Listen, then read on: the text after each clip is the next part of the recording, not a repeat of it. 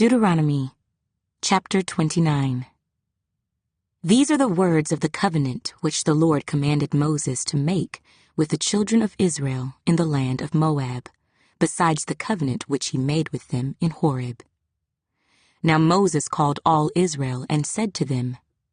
You have seen all that the Lord did before your eyes in the land of Egypt, to Pharaoh, and to all his servants, and to all his land.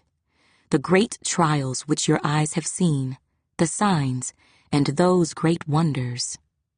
Yet the Lord has not given you a heart to perceive, and eyes to see, and ears to hear, to this very day. And I have led you 40 years in the wilderness. Your clothes have not worn out on you, and your sandals have not worn out on your feet. You have not eaten bread, nor have you drunk wine or similar drink, that you may know that I am the Lord your God. And when you came to this place, Sihon, king of Heshbon, and Og, king of Bashan, came out against us to battle, and we conquered them. We took their land, and gave it as an inheritance to the Reubenites, to the Gadites, and to half the tribe of Manasseh. Therefore, keep the words of this covenant, and do them, that you may prosper in all that you do. All of you stand today before the Lord your God, your leaders and your tribes, and your elders and your officers, all the men of Israel, your little ones and your wives, also the stranger who is in your camp, from the one who cuts your wood to the one who draws your water, that you may enter into covenant with the Lord your God and into his oath, which the Lord your God makes with you today, that he may establish you today as a people for himself, and that he may be God to you, just as he has spoken to you, and just as he has sworn to your fathers, to Abraham, Isaac, and Jacob. I make this covenant and this oath, not with you alone, but with him who stands here with us today before the Lord our God, as well as with him who is not here with us today. For you know that we dwelt in the land of Egypt, and that we came through the nations which you passed by,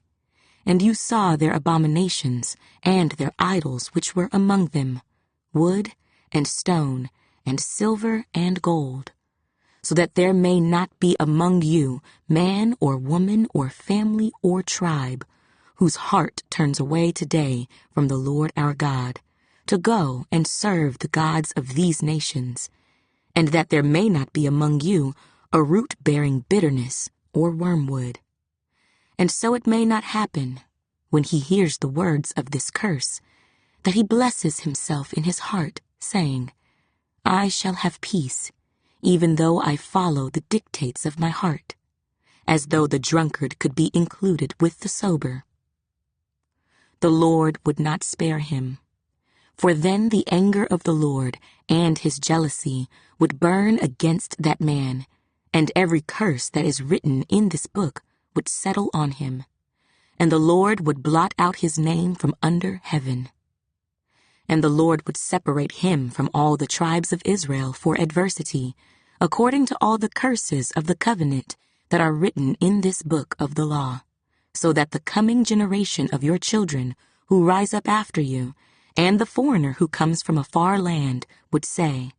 when they see the plagues of that land and the sicknesses which the Lord has laid on it, the whole land is brimstone, salt, and burning. It is not sown, nor does it bear, nor does any grass grow there, like the overthrow of Sodom and Gomorrah, Admah and Zeboim, which the Lord overthrew in his anger and his wrath. All nations would say, Why has the Lord done so to this land? What does the heat of this great anger mean? Then people would say, Because they have forsaken the covenant of the Lord God of their fathers, which he made with them when he brought them out of the land of Egypt. For they went and served other gods, and worshipped them, gods that they did not know, and that he had not given to them. Then the anger of the Lord was aroused against this land, to bring on it every curse that is written in this book. And the Lord uprooted them from their land in anger, in wrath, and in great indignation, and cast them into another land, as it is this day. The secret things belong to the Lord our God, but those things which are revealed belong to us and to our children forever, that we may do all the words of this law.